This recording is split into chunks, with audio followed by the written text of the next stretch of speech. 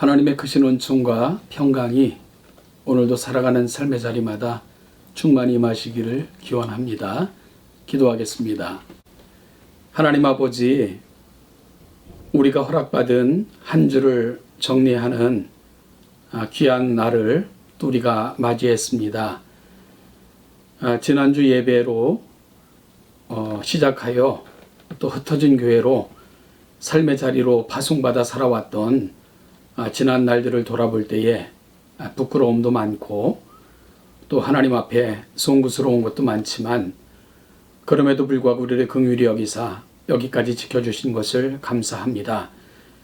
오늘 다시금 말씀 앞에서 우리 자신을 돌아보며 또 주시는 깨달음을 안고 우리를 점검하고 새로운 한 주를 준비코자 합니다. 성령 하나님, 오늘도 말씀으로 찾아와 주시고 또 우리가 드리는 이 경건의 시간을 통해서도 더욱더 하나님의 깊은 마음을 통감하는 복된 시간이 되게 하옵소서. 또 내일 거룩한 주일 우리 사랑하는 성도들이 함께 모여 예배하는 자리에도 임재하시고 성도 간에 기쁘고 감사한 교제가 충만한 복된 주일 되게 하옵소서. 감사드리며 예수님의 이름으로 기도하옵나이다. 아멘. 오늘 우리가 함께 나눌 하나님의 말씀은 에스라서 마지막 부분입니다. 에스라서 10장 18절로 44절 마지막 절까지를 같이 읽겠습니다. 제사장의 무리 중에 이방 여인을 아내로 맞이한 자는 예수와 자손 중 요사닥의 아들과 그의 형제 마세야와 엘리에셀과 야립과 그달야라.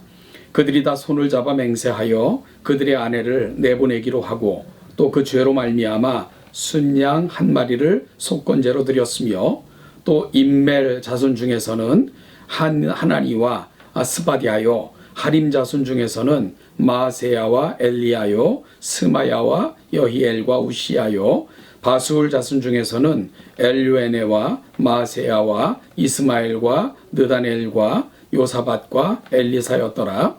레위 사람 중에서는 요사밧과 시므이와 글라야라 하는 글리다와 부다히야와 유다와 엘리에셀이었더라.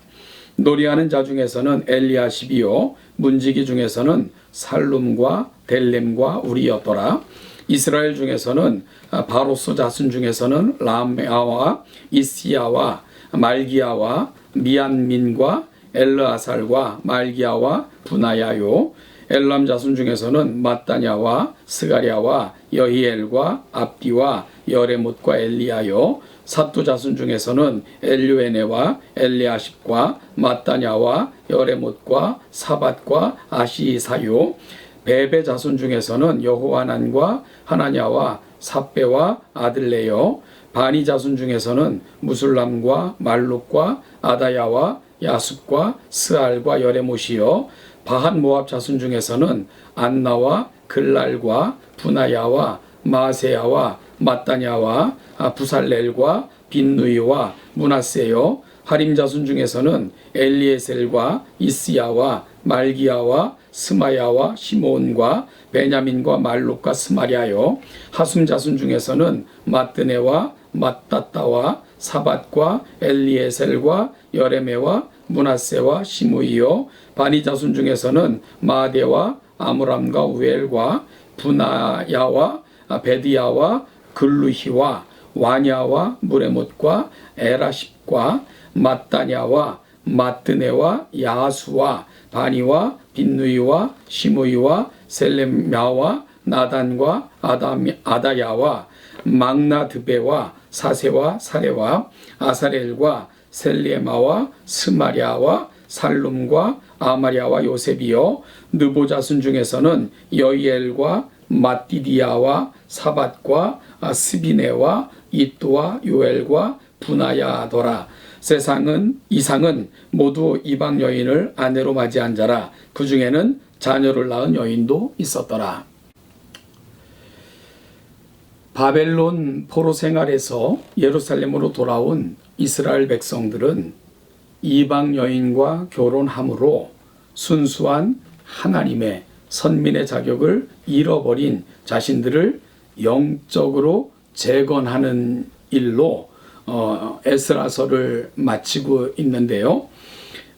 오늘 이 긴 족보를 통해 에스라서가 마무리되고 있는 것은 결연한 결단과 공동체를 다시 세우고자 하는 그 열망을 보여주고 있어 참 지리하게 열거되는 이름들이지만 참 의미가 깊은 그러한 장이라는 것을 우리가 생각하게 됩니다.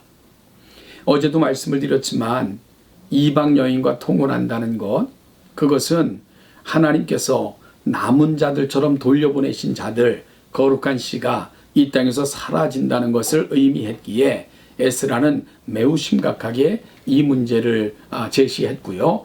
그리고 이제 이스라엘 백성들은 그 거룩한 운동에 동참하고 있는 것입니다. 물론 많은 백성이 일에 동참했지만 몇 사람은 반대자로 나서기도 했습니다.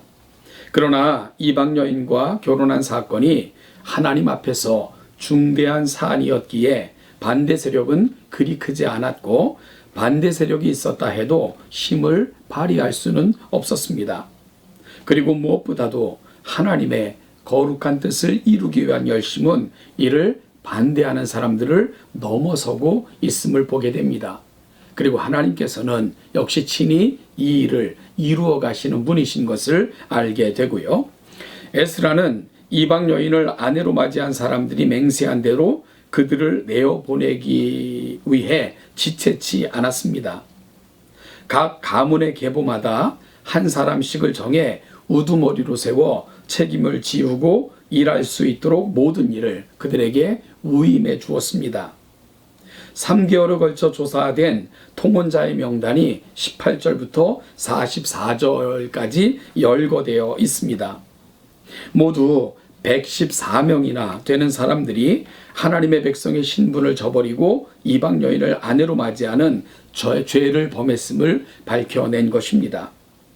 에스라 2장에는 바벨론에서 귀환한 사람들의 명단이 나오는데요. 모두 42,360명이 귀환했는데 그 중에 114명이 이방 여인과 자폰을 한 것입니다.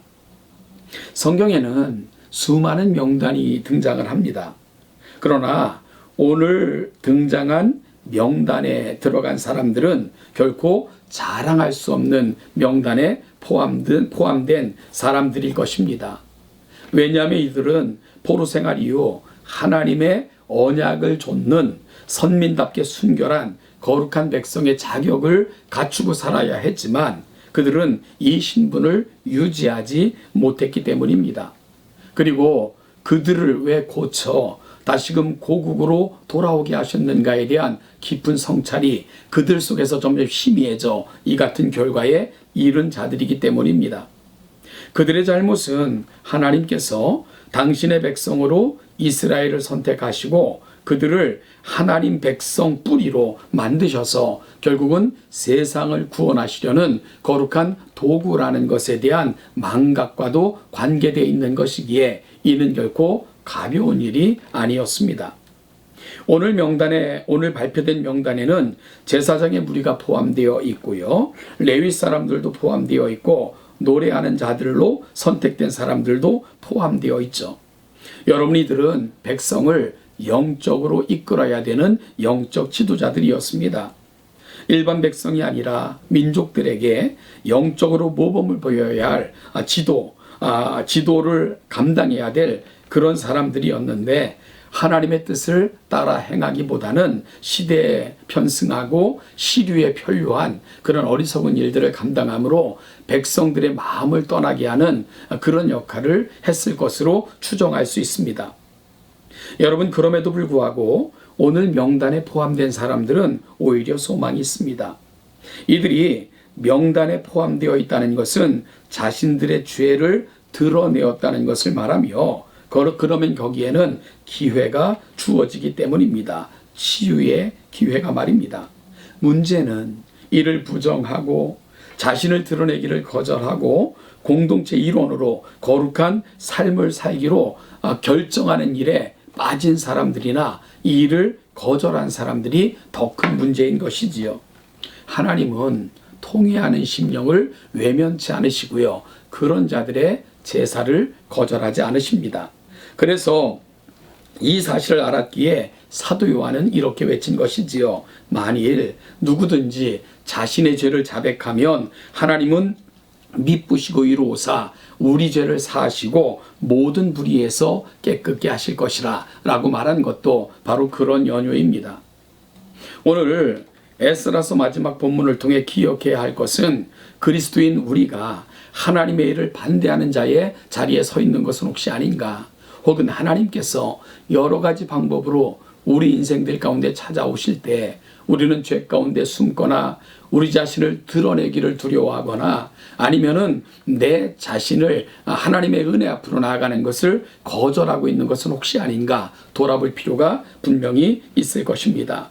사랑하는 여러분, 하나님께서는 이스라엘을 선택하시고 그들을 당신의 백성으로 뿌리 내려 궁극적으로 하나님의 거룩한 나라를 이루어가는 기초가 되기를 간절히 소원하셨습니다. 물론 이스라엘 백성들이 정말로 그 하나님의 뜻을 거절해서 이방의 포로로 끌려가기도 했고요. 또한 포로민 가운데서 고통과 고난의 세월을 보내야만 하기도 했습니다. 그럼에도 불구하고 하나님은 그들을 향한 거룩한 뜻을 포기하지 않으셨고 결국은 고치셔서 고국으로 돌아가셔서 다시금 하나님의 거룩한 역사가 시작되는 그 출발점에 그들이 서기를 간절히 소망하셨던 것입니다. 오늘 에스라서를 마무리하면서 바로 그 하나님의 마음을 알고는 자신들의 죄를 돌이키고 하나님의 은혜로 돌아가길 원했던 사람들의 명단, 그들을 다시 확인하면서 오늘 에스라서를 맡기시는 것은 그런 면에서 참 큰 의미가 있다라고 생각이 듭니다. 사랑하는 동천교회 성도 여러분, 하나님께서는 가장 귀한 독생자를 이 땅에 보내셔서 우리를 구원하심으로 이 땅이 하나님의 거룩한 시여 백성들로 서기를 그토록 원하셨습니다. 자격 없는 우리에게 자격을 주시면서까지 의롭다 칭하면서까지 그 거룩한 일에 우리를 세우셨습니다. 그렇다면 오늘 이 아침 우리의 결심은 뭘까요? 하나님, 이 땅에 남은 자로 서게 하옵소서. 세상 흔들려도 결코 흔들리지 않는 믿음의 터 위에 서게 하옵소서. 내가 혹시 잘못된 길에 서거나 내가 살아왔던 삶이 말씀에 비추어 볼 때 아니라 말하면 돌이킬 수 있는 용기를 주옵소서. 무엇보다도 하나님을 바라보며 하나님의 거룩한 일이 우리 삶의 자리에서 일어나기를 소망하는 열망을 안고 살아가게 하옵소서 하는 간절함이 오늘 이 아침 말씀 앞에 선 저와 여러분들의 모습이 아닐까요? 사랑하는 동천교회 성도 여러분, 지금은 코로나19라는 여전히 끝나지 않는 위험 속에 살지만 우리를 남은 자처럼 여기시는 하나님의 마음을 이해하고 오늘 우리 삶의 자리에서 돌이켜야 하는 것들이 있다면 돌이키고 또 다시금 돌아보아야 할 것이 있다면 돌아봄으로 새롭게 되어 하나님의 이 거룩한 일에 다시금 쓰임받기를 갈망하는 열망으로 체험받는 귀한 이 아침이 되시기를 간절히 소원합니다. 오늘도 하나님의 은혜가 살아가는 모든 삶의 자리마다 충만히 임하시기를 기원합니다.